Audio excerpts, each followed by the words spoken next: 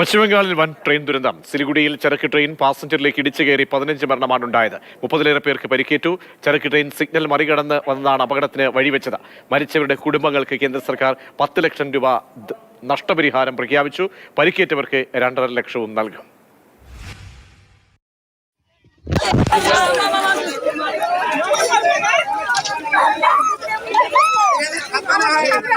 അസമിലെ സിൽച്ചാറിൽ നിന്ന് ബംഗാളിലെ സോൾഡായിലേക്ക് തിരിച്ച കാഞ്ചൻജുംഗ എക്സ്പ്രസ് രാവിലെ 8:30 രംഗബാണി സ്റ്റേഷന് തൊട്ടടുത്ത് വെച്ച് സിഗ്നൽ തെറ്റിച്ചെത്തിയ ചരക്കു തീവണ്ടി പാസഞ്ചർ തീവണ്ടിക്ക് പിറകിൽ ഇടിച്ചു കയറി.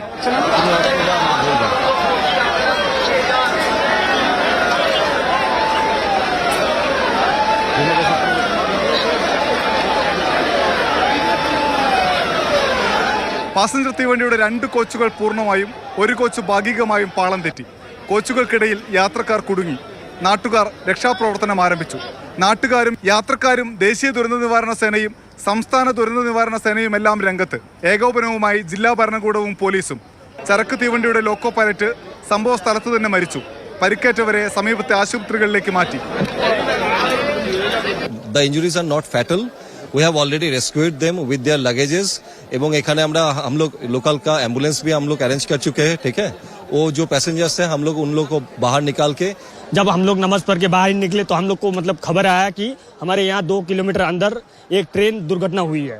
വടക്കുകിഴക്കൻ സംസ്ഥാനങ്ങളെ ബംഗാളുമായി ബന്ധിപ്പിക്കുന്ന പ്രധാന പാതയിലാണ് അപകടമുണ്ടായത്.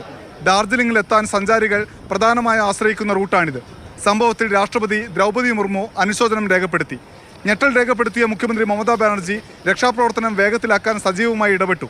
റെയിൽവേ മന്ത്രി അശ്വിനി വൈഷ്ണവ് റെയിൽവേ ഉദ്യോഗസ്ഥർക്ക് വേണ്ട നിർദ്ദേശങ്ങൾ നൽകി. ഡൽഹി റെയിൽവേ മന്ത്രാലയത്തിൽ വാർ റൂം സജ്ജീകരിച്ചിട്ടുണ്ട്. മാതൃഭൂമി ന്യൂസ്, ഡൽഹി.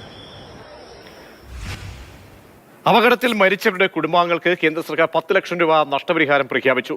പരിക്കേറ്റവർക്ക് 2.5 ലക്ഷവും നൽകും. വിവരങ്ങളുമായി ഡൽഹിയിൽ നിന്നും അനൂപ് ദാസ് ചേരുന്നുണ്ട്.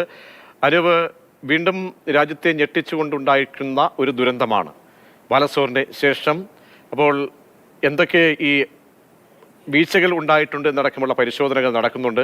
ഒപ്പം ധനസഹായം സർക്കാർ പ്രഖ്യാപിക്കുന്നു. മാത്രമല്ല, കോൺഗ്രസ് അടക്കം വലിയ വിമർശനങ്ങൾ റെയിൽവേക്കെതിരെ കൂടി ഉയർത്തുകയാണ്. ഏറ്റവും ഒടുവിലത്തെ അപ്ഡേറ്റ് എന്താണ്? ഒപ്പം പരിക്കേറ്റവരുടെ ആരോഗ്യ സ്ഥിതി സംബന്ധിച്ചുകൂടി. പ്രതീക്ഷ 60ഓളം ആളുകൾക്ക് പരിക്കേറ്റു എന്ന വിവരമാണ് ഏറ്റവും ഒടുവിലായി നമുക്ക് ലഭിക്കുന്നത്. മരിച്ച ആളുകളുടെ എണ്ണം 15 അതിൽ 3 പേർ റെയിൽവേ ജീവനക്കാരാണ്. ഒന്ന് ഈ ചരക്ക് തീവണ്ടിയുടെ ലോക്കോ പൈലറ്റ്, സഹ ലോക്കോ പൈലറ്റ്, ഒപ്പം തന്നെ ഈ പാസഞ്ചർ തീവണ്ടിയുടെ ഏറ്റവും പുറകിലുണ്ടായിരുന്ന ഗാർഡ്. ആ ഗാർഡ് നിന്ന ഇടത്തേക്കാണ് ഈ ചരക്ക് തീവണ്ടി ഇടിച്ച് കയറിയത്. ഇങ്ങനെ 3 റെയിൽവേ ഉദ്യോഗസ്ഥർ ഉൾപ്പെടെ 15 മരണം റിപ്പോർട്ട് ചെയ്തിരിക്കുന്നു. പരിക്കേറ്റ 60 ആളുകളെയും ആശുപത്രിയിലേക്ക് മാറ്റി. ആ പരിക്കേറ്റ ആളുകളിൽ 10ഓളം പേരുടെ നില ഗുരുതരമാണ് എന്ന വിവരം ആശുപത്രിയിൽ നിന്ന് ലഭിക്കുന്നു. ഇതാണ് ഈ അപകടവുമായി ബന്ധപ്പെട്ട കാര്യം. 12 മണിയോടുകൂടി തന്നെ ഈ രക്ഷാപ്രവർത്തനം പൂർത്തിയാക്കാൻ രക്ഷാപ്രവർത്തകർക്ക് കഴിഞ്ഞു. ദേശീയ ദുരന്ത നിവാരണ സേന, സംസ്ഥാന ദുരന്ത നിവാരണ സേന, ഒപ്പം തന്നെ ഫയർഫോഴ്സ്, പോലീസ് എല്ലാം ചേർന്നുകൊണ്ടുള്ള കൂട്ടായ ഒരു രക്ഷാപ്രവർത്തനമായിരുന്നു നടന്നത്. വലിയ ശ്രമകരമായ ദൗത്യമായിരുന്നു. കാരണം 3 ബോഗികൾ സമ്പൂർണ്ണമായി തകർന്നു. ഈ പാസഞ്ചർ ട്രെയിനിൻ്റെ 4 ബോഗികളാണ് പാളം തെറ്റിയത്. ഒപ്പം തന്നെ ഈ ചരക്ക് തീവണ്ടിയുടെ 5 ബോഗികളും പാളം തെറ്റിയിരുന്നു. എന്തായാലും രക്ഷാപ്രവർത്തനം 12 മണിയോടുകൂടി തന്നെ പൂർത്തിയാക്കാൻ കഴിഞ്ഞു എന്നതാണ് മറ്റൊരു കാര്യം. ഇപ്പോൾ ഈ വഴി, അതായത് വടക്കൻ ബംഗാളിലെ അസമുമായും ഒപ്പം അഗർത്തലയുമായും എല്ലാം ബന്ധിപ്പിക്കുന്ന ഈ മേഖലയിൽ കവച് സംവിധാനം ഇല്ല എന്ന് റെയിൽവേ ഉദ്യോഗസ്ഥർ തന്നെ, റെയിൽവേ ബോർഡ് തന്നെ വ്യക്തമാക്കിയിട്ടുണ്ട്. കവച് എന്നാൽ ഈ ഇത്തരം അപകടങ്ങൾ, കൂട്ടിയിടിച്ചുള്ള അപകടങ്ങളൊക്കെ ഒഴിവാക്കുന്നതിന് വേണ്ടിയുള്ള ഒരു സാങ്കേതിക സംവിധാനമാണ്. ആ സംവിധാനം സജീവമായി എല്ലായിടത്തും നടപ്പിലാക്കണമെന്ന ആവശ്യം നേരത്തെ മുതൽ തന്നെ ഉയരുന്നുണ്ട്. അതിനുശേഷം ബാലസോറിൽ അപകടമുണ്ടായപ്പോൾ കവച് സംവിധാനത്തിൻ്റെ ആവശ്യകതയെക്കുറിച്ച് സജീവമായ ചർച്ചയും നടന്നിരുന്നു. പക്ഷേ ഇപ്പോഴും പല മേഖലകളിലും കവച് സംവിധാനമില്ല. ഇവിടെയും കവച് ഉണ്ടായിരുന്നില്ല. കവച് സംവിധാനം ഉണ്ടായിരുന്നെങ്കിൽ ഈ കൂട്ടിയിടി ഒഴിവാക്കാൻ പറ്റുമായിരുന്നു എന്നാണ് വിദഗ്ധന്മാർ പറയുന്നത്. എന്തായാലും അതുണ്ടായില്ല.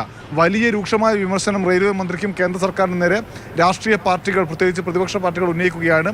റെയിൽവേ മന്ത്രി രാജിവെക്കണം എന്ന ആവശ്യം നേരത്തെ ബാലസോറിൽ അപകടം ഉണ്ടായപ്പോൾ പ്രതിപക്ഷം ഉന്നയിച്ചതാണ്. ഇപ്പോൾ അത് വീണ്ടും ഉന്നയിക്കുന്നു. കോൺഗ്രസും RJD എല്ലാം. രാഹുൽ ഗാന്ധി അതിരൂക്ഷമായ വിമർശനം ഉന്നയിച്ചുകൊണ്ടാണ് ഇപ്പോൾ രംഗത്ത് വന്നത്. അതായത് അനൂപ്, രാഹുൽ ഗാന്ധി വലിയ തോതിലുള്ള വിമർശനങ്ങൾ ഉന്നയിക്കുന്നുണ്ട്. കാരണം കെടുകാര്യസ്ഥ അടക്കം ചൂണ്ടിക്കാട്ടിയാണ് കോൺഗ്രസ് ദുർഭരണം ഉൾപ്പെടെ റെയിൽവേയിൽ റെയിൽവേയുടെ അടിക്കടി ഉണ്ടാകുന്ന വീഴ്ചകൾ, ഈ അപകടങ്ങളുടെ തോത് വർദ്ധിക്കുമ്പോഴും വേണ്ട കാര്യങ്ങൾ കൃത്യമായി കവച് ഉൾപ്പെടെയുള്ള സംവിധാനങ്ങൾ അത് പാലിക്കപ്പെടുന്നില്ല എന്നത് വളരെ ഞെട്ടിക്കുന്ന ഒരു സംഭവം തന്നെയാണ്. ആ നിലയ്ക്ക് ഈ വിഷയം ഇനി പാർലമെന്റിലടക്കം അല്ലെങ്കിൽ അങ്ങനെ വരും ദിവസങ്ങളിലൊക്കെ തന്നെ ഇത്രയും പേരുടെ ആളുകളുടെ ജീവൻ കൂടി നഷ്ടപ്പെട്ട സ്ഥിതിക്ക് എങ്ങനെയൊക്കെ ഉയർന്നു വരാനാണ് സാധ്യത?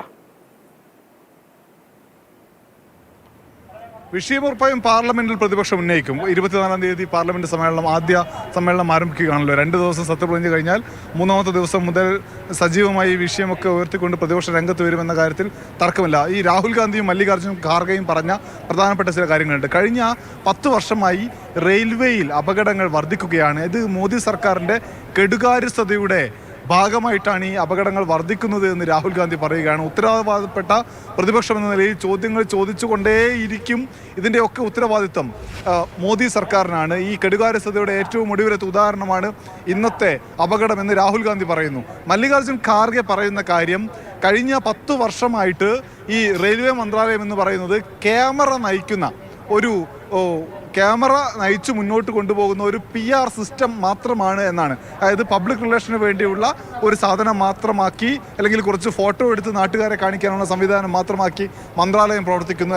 അല്ലാതെ ജനങ്ങളുടെ സുരക്ഷ, യാത്രക്കാരുടെ സുരക്ഷ, അതല്ലെങ്കിൽ സ്വത്തിൻ്റെ സുരക്ഷ ഒന്നും വിഷയമല്ല ഈ സർക്കാരിന് എന്നാണ് മല്ലികാർജ്ജുൻ ഖാർഗെ പറയുന്നത്.